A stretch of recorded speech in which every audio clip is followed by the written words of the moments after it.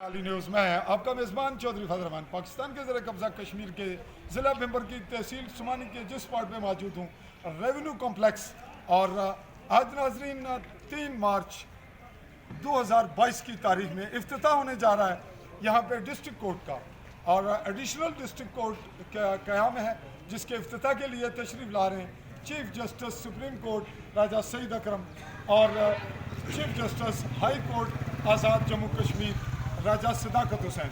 यहाँ पे तमाम सहाफ़ी बरादरी, पुलिस का तमाम अमला, डिस्ट्रिक्ट तहसील के लोग और इसी तरह महकमा जंगलात तमाम लोग बड़ी ही पुरवकार तकरीब के लिए यहाँ मौजूद हैं। और इसकी जो सजावट है वो हमारा कैमरा आपको दिखा रहा है, इसके मनाजिर और यहाँ का जो रश है पब्लिक की, इसकी भी पोजीशन आपके सामने आ रही है।